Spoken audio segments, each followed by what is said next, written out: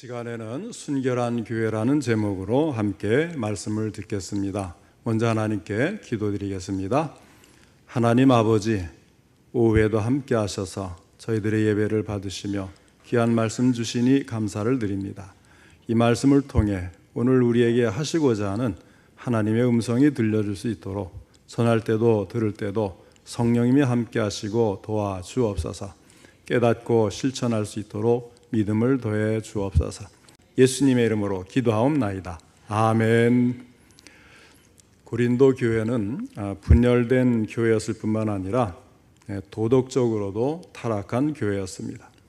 교회 내에 죄된 행위가 있었고 유감스럽게도 교회 내외의 사람들이 모두가 그것을 알고 있었습니다. 그러나 아무도 그 문제를 해결하려고 하지 않았습니다. 이 세상에 완전한 교회는 없습니다. 그래서 마틴 루터는 교회를 둘로 분류해서 설명을 합니다. 보이는 교회와 보이지 않는 교회, 다시 말하면 유형교회와 무형교회로 분류해서 설명을 합니다. 무형교회, 보이지 않는 교회는 택함받은 자의 모임으로 완전한 교회입니다. 이것은 하나님의 눈으로 보는 진정한 교회의 모임을 무형교회, 보이지 않는 교회, 이렇게 이야기를 하는 것입니다. 그러나 보이는 교회는 이렇게 세상에 존재해서 건물 안에 모이거나 아니면 조직을 하고 거기에 당회가 있고 여러 가지 그 안에서 이렇게 이제 눈에 보이는 그런 유형교회가 있는데, 이것은 같은 신앙 고백으로 모이지만 여전히 탈 많고 말 많은 불완전한 교회를 말하는 것입니다. 그래서 우리가 교회를 볼 때에 참 구원의 은혜에 감사하고 감격하고 참 이 생명의 복음에 대해서 자랑스럽게 여기기도 하지만은 때로는 교회 안에 여러 가지 시기, 질투, 미움, 다툼, 또 말썽도 있고 시끄럽게 하는 것도 있고 이기적인 면도 있고 그러면 우리가 부끄럽잖아요. 루터가 볼 때도 교회의 양면성이 있단 말이에요. 그러니까 이것을 어떻게 설명할 수 있을까? 그래서 유형교회, 무형교회로 나눠가지고 무형교회는 하나님이 보실 때의 완전한 하나님의 눈으로 보이는 그런 교회, 그 다음에 유형교회는 알곡과 쭉정이 같이 섞여 있기 때문에 또 이제 알곡이라고 할지라도 아직 완전히 성화가 되지 않고 여러 가지로 미숙하고 부족하니까 자꾸 말이 많고 탈이 나는 그런 유형교회, 이렇게 참 구분을 해서 말하는 것입니다. 우리는 아직 성화되는 중이지만 영화롭게 되지는 않았잖아요. 영화롭게 된다는 것은 우리가 죽음의 관문을 통해서 더 이상 이 참 연약한 육체에 제약을 받지 않는, 그래서 죄 짓지 않고 천국에서 완전한 모습으로 사는 것이 영화된 상태거든요. 예수님이 부활하신 몸을 가지고 제자들을 만났을 때에 그런 몸을 우리가 나중에 또 갖게 되는 겁니다.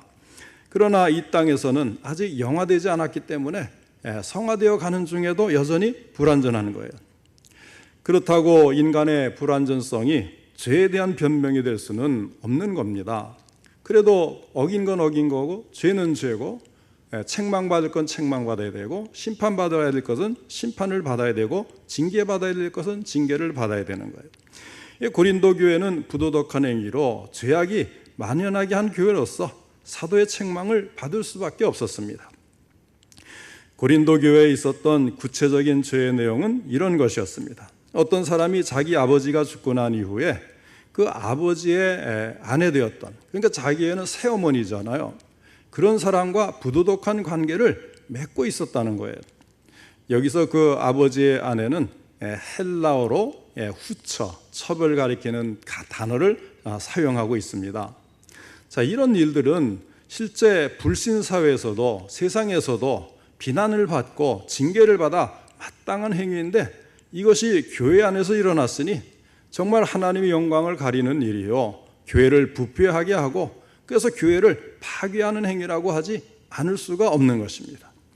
그러나 문제는 이런 모습을 보고도 고린도 교회가 별로 감각도 없고 심각하게 생각을 하지도 않고 그것이 더러운 줄도 모르고 그렇게 있을 수 있는 일, 뭐 그럴 수도 있는 일, 그러니까 인간이기 때문에 뭐 어쩔 수 없는 일, 이래서 정당화하고 합리화시키고 있었다는 사실입니다. 이런 고린도 교회를 향해서 엄히 책망하는 바울의 편지는 오늘날의 교회들이 어떤 모습으로 서야 할 것인가를 교훈해주고 있는 것입니다. 주신 말씀을 통해서 그 고린도 교회를 타산지석으로 삼아 우리 교회가 어떤 교회가 되어야 하는지를 살펴보고 함께 은혜 받기를 원합니다. 우선 첫째로 교회는 순결한 교회가 되어야 합니다. 순결은 참으로 중요한데 두 가지 면에서 생각할 수가 있죠. 하나는 하나님을 향해서 우리가 뭐 우상 숭배, 뭐 점치고 또 이단, 사입 이런 데 빠지지 않는 교리적인 순결, 이것은 또 근본적으로 중요한 것이죠.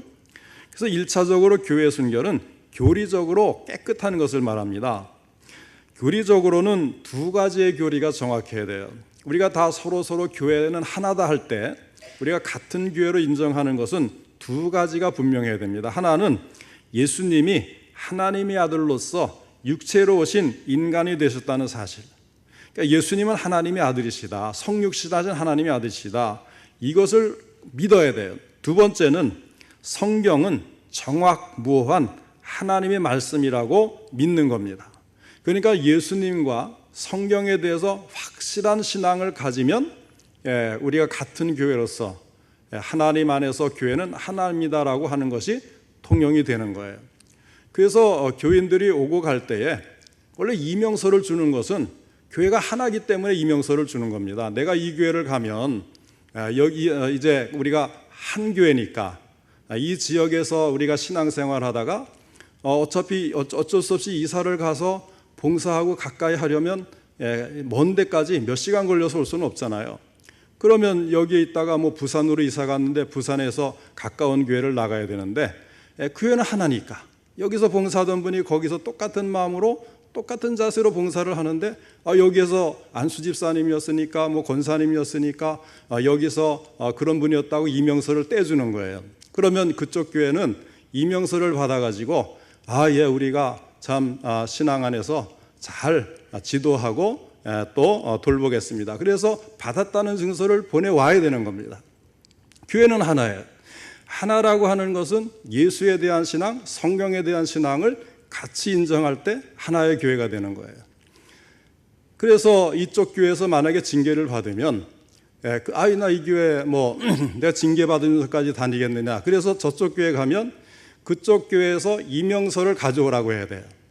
그럼 이명서에 이제 흠이 없으면 정상적으로 이명서를 작성해서 주면 그 교회에서 받아주지만 그러나 이명서가 흠이 있어서 뭐 안 준다든지 이분은 징계 중에 있다 그러면 이 징계는 이쪽 교회가 풀기 전에는 저쪽 교회 가서 똑같이 징계가 유지되는 게 그게 한 교회예요.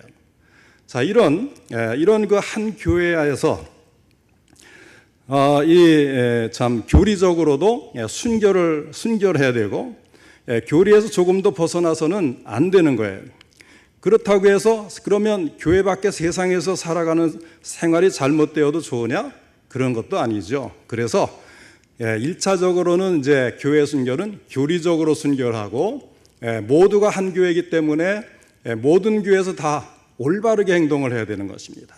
그러니까 이쪽에서 흠이 있으면 이제 참 저쪽 교회에서도 그 징계와 어떤 뭐 여러 가지 벌칙이 그대로 적용돼야 되는 것, 그런 교회로서의 깨끗해져야 되고, 그 다음에 두 번째 그 순결에서 육신적인 삶이 깨끗해져야 되는 거죠. 우리가 신앙을 가지고 이 세상을 살아가면서 하나님의 자녀로서 깨끗한 삶을 살아야 되는 거예요. 도덕적으로 올바른 삶을 살아야 되는 거예요. 교리적으로는 바르게 믿는데 실제 생활이 따르지 않는다면 그건 위선이고 바른 믿음이라고 할 수가 없는 거예요. 그래서 항상 교회에서도 뭐 법이요 하면서 이것이 교회의 올바른 법이고 이대로 해야 됩니다라고 주장을 하는데 그런 사람이 큰 소리치고 싸우고 다른 사람들하고 욕도 하고 또 이제 참 바르게 살지 못하는 이런 행위를 한다면 이것은 위선인 거죠. 신앙과 삶이 일치가 안 되는 거예요. 그래서 오늘 본문에 보면 고린도 교회 교인들이 삶이 자신들이 믿는 신앙에 부합되지 않으면서도 전혀 감각이 없었다고 하는 데에 문제가 있었던 것입니다. 순결은 말 그대로 깨끗한 상태를 의미합니다. 물건을 고를 때도 우리는 깨끗한 것을 고릅니다. 우리가 만약에 무슨 가서 음식 포장한 것을 사는데 속은 물론이고 포장에도 뭐가 묻으면 좀 꺼림칙하잖아요. 그러면 이제 깨끗한 걸 골라가지 않습니까? 이왕이면 이제 옷도 깨끗하게 입고 자리도 깨끗한 자리에 앉고 싶어 하고 음식을 먹어도 깨끗한 곳에서 정갈한 음식을 먹고 싶어 하는 거예요. 위생적으로도 청결함을 유지하는 것은 대단히 중요합니다. 자, 요즘 이제 환경오염 문제가 전세적으로 심각한데 오염이라는 것이 무엇입니까? 깨끗하고 청결해야 될 것이 더럽혀져 있는 것을 오염이라고 합니다. 이렇듯 세상살이에서뿐만 아니라 영적인 신앙생활에 있어서도 청결함, 다시 말해서 순결함은 매우 중요한 것입니다.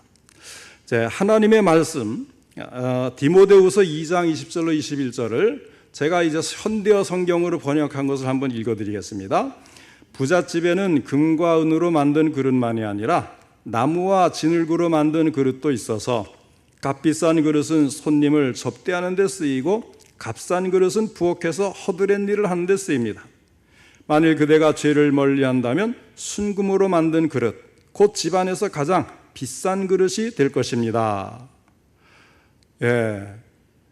금으로 만들었기 때문에 아주 비싸고 좋은 그릇이 된다는 게 아니고 깨끗하게 된 그릇이 좋은 그릇이고 비싼 그릇이라는 거예요. 그러니까 이 말씀을 보면 신앙적으로는 금그릇, 은그릇이 따로 있는 게 아니라는 거죠. 죄를 멀리하고 순결한 삶을 살면 그 사람이 곧 금그릇이다, 비싼 그릇이다, 이렇게 지금 성경은 말씀을 하는 겁니다. 귀한 그릇은 귀한 일에 사용되듯이 하나님이 이렇게 순결하여서 비싸고 좋은 그릇, 귀한 그릇이 되면 그것을 귀하게 여기시고 고귀한 일에 사용하신다는 거예요. 그래서 우리는 무엇이 되느냐, 무엇을 하느냐 이런 것에 관심이 많지만 그보다 더 중요한 것은 하나님 앞에서 깨끗한 삶을 유지하는 것이 근본적으로 중요하다는 거예요. 그 다음에 두 번째로 교회 순결은 예수 그리스도의 구속의 목적임을 알아야 합니다. 예수님이 왜 우리를 위해 십자가에 돌아가시면서 우리가 예수 믿으면 구원받도록 이 모든 일을 이루셨느냐, 그 목적이 우리가 순결한 삶을 살도록 하는 거예요. 8절 상반절에 보면 이러므로 우리가 명절을 지키되 했는데 이 명절은 유월절 명절을 가리키는 겁니다. 그러니까 유월절 명절이 되었을 때에 그때에 그들이 이제 풍속적으로 이스라엘 사람들이 습관적으로 하는 그 일을 가지고 지금 설명하겠다는 거죠. 자, 유월절은 400년 동안 종살이하던 이스라엘 백성들이 하나님의 말씀대로 애굽에서 나오기 전날 밤 행한 예식으로서 어린 양을 잡아 피는 좌우 문설주와 임방에 바르고 어린 양의 고기는 불에 구워 먹는 명절입니다. 이 유월절 양은 우리 대신 희생 대신 그리스도를 상징합니다. 그러므로 이 8절에서 명령을 지키라는 것은 유월절 명절을 지키라는 것이고, 그러면 유월절 명절을 어떻게 지켜야 되는가? 묵은 누룩을 내어버려라. 이 명절에는 그렇게 지금 말씀하는 거예요. 7절. 자, 우리가 5장 7절 말씀 같이 한번 읽겠습니다. 5장 7절 시작. 너희는 누룩 없는 자인데 새 덩어리가 되기 위하여 묵은 누룩을 내버리라.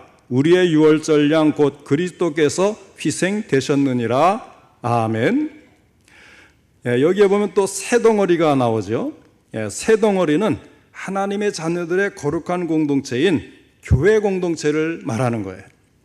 하나님의 자녀들의 공동체인 교회가 하나님의 거룩하심을 나타내고 세상의 소금과 빛의 직분을 잘 감당하기 위해서는 묵은 누룩을 내어 버려야 한다는 것입니다.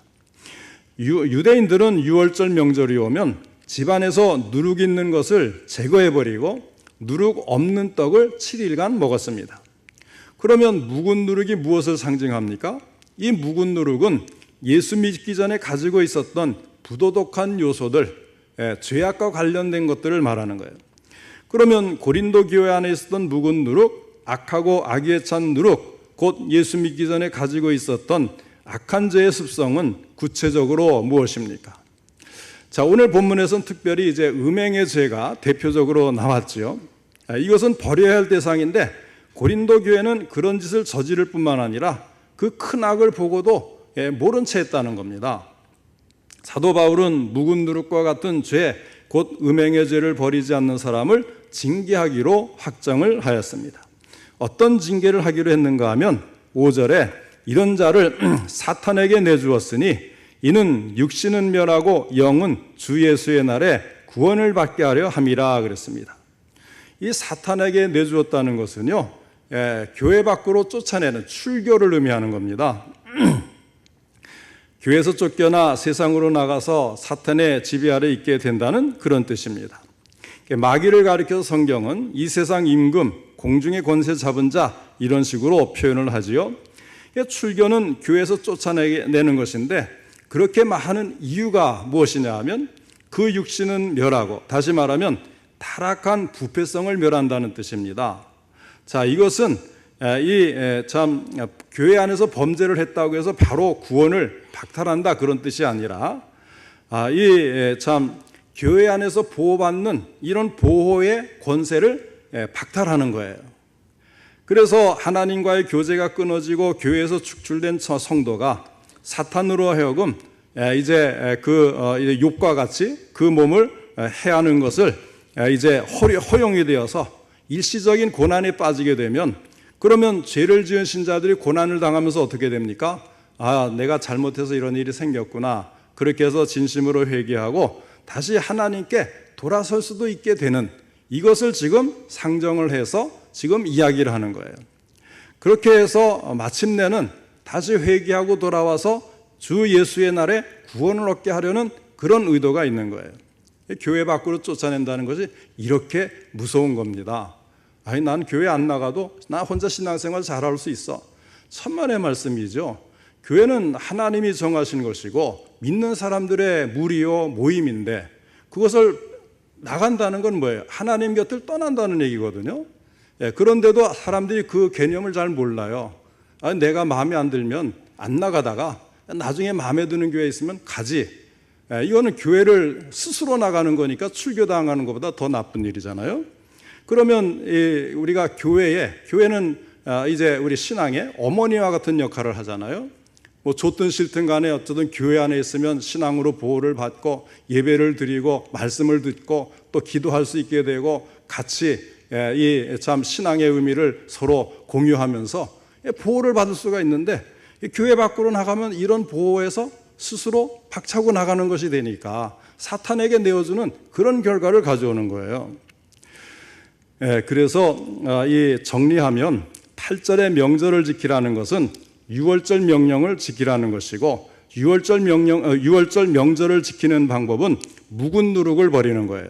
다시 말씀드리면 죄악된 행위를 버리고 하나님의 성령으로 거듭나서 새 사람을 입은 하나님의 자녀답게 살라고 하는 것입니다.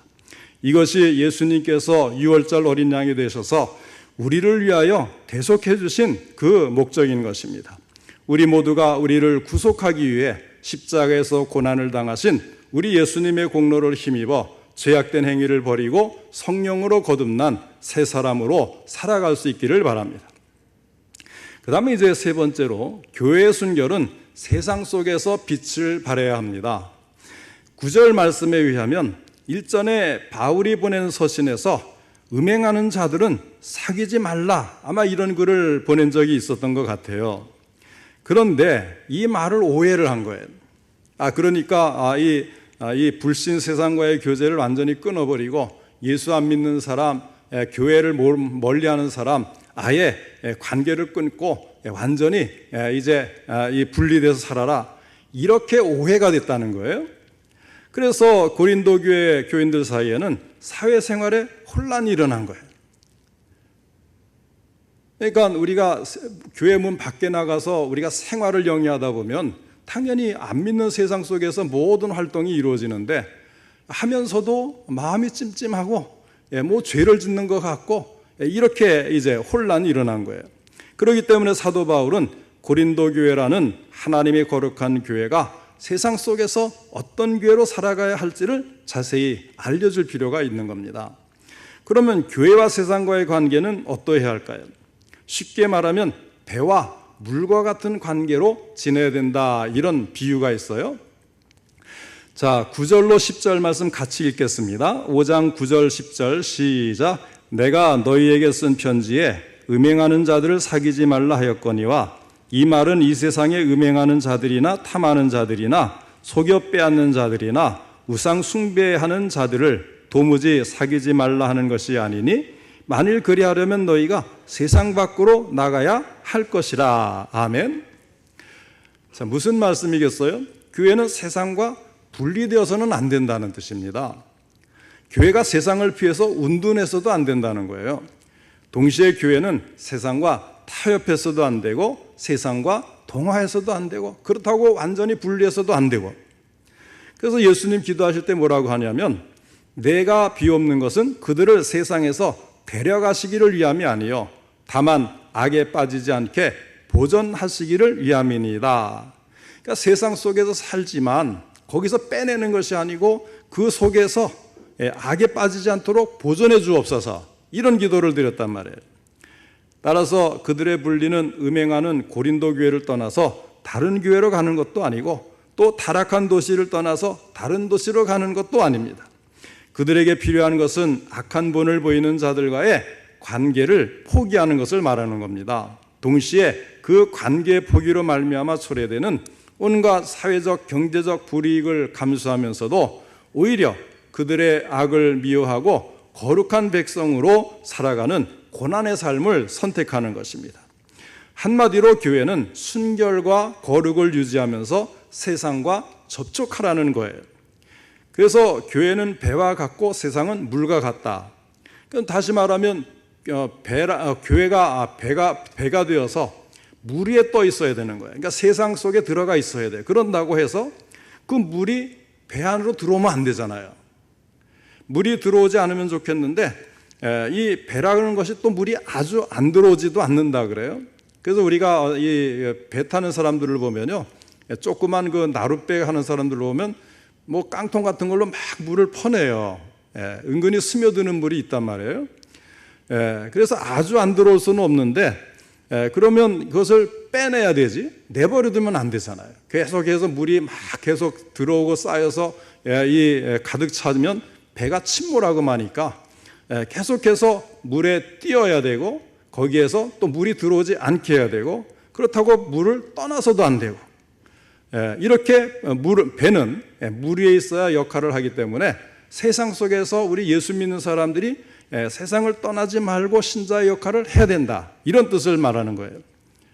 그렇다고 해서 물이 배에 들어오듯이 세상 풍조에 휩쓸려서도 안 되는 것입니다.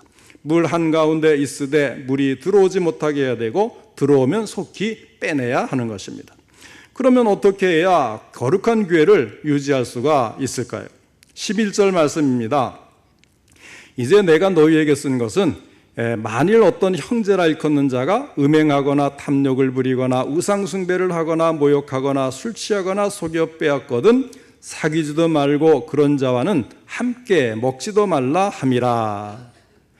교회, 고린도 교회 안에 이런 가지가지 죄악에 빠진 사람들이 있었다는 거예요. 바울은 교회 안에 있는 이런 사람들을 어떻게 하라는가 하면 사귀지도 말고 함께 먹지도 말라고 했습니다. 예수 믿는다고 하면서도 악한 죄악들을 끊어버리지 않고 계속해서 그 죄악들 가운데 살아가는 경우에 사도 바울의 말씀에 따르면 교회 성도들은 그들과의 교제를 끊어야 한다는 거예요. 이것이 곧 그들을 깨우치고 그들을 살릴 수 있는 방법이며 또한 하나님 앞에 올바른 행동이라고 하는 것입니다. 그들과의 교제를 끊는 것은 그들이 회개하고 하나님 앞에서 바르게 살 수 있는 길을 열어주는 것이기에 곧 그들을 진정으로 사랑하는 행위가 되는 것입니다. 바울은 교회 안에 있는 그런 악한 자와는 함께 먹지도 말라고 강하게 명령하였습니다. 함께 먹는 것은 서로 친교하는 것입니다. 주님의 자녀는 음행, 탐욕, 우상숭배, 술취함, 속여 빼앗는 일, 이런 죄를 계속 고집하는 자와는 사귀지도 말고 함께 먹지도 말아야 합니다. 그리고 심지어는 그런 사람은 너희 중에서 내쫓으라고 하였습니다. 배 안에 들어온 물은 신속히 퍼내야 합니다. 계속 들어오게 하면 배가 가라앉습니다. 교회 안에 죄를 용납하면 교회는 썩고 마침내 무너지고 마는 것입니다. 사랑하는 성도 여러분, 예수님께서 십자가에서 유월절 어린 양이 되어 우리를 구속하신 목적은 분명합니다. 그것은 우리로 하여금 모든 묵은 누룩 그리고 악하고 악의에 찬 누룩을 버리고 순전함과 진실함의 누룩 없는 떡으로 새 덩어리를 이루기 위해서 부르셨다고 하였습니다. 교회된 우리 모두는 세상 속에서 사명을 감당하되 순결하고 거룩한 삶을 통해서 주님을 영광되게 하여야 할 것입니다. 세상적이고 이단적인 그리고 인간적인 누룩이 들어가지 아니한 오직 그리스도 예수 안에서 새 덩어리를 이루어가는 순결한 교회가 되어서 교회를 지키고 세상을 변화시켜 하나님께 영광 돌리는 교회와 성도들이 될 수 있기를 주님의 이름으로 축원합니다.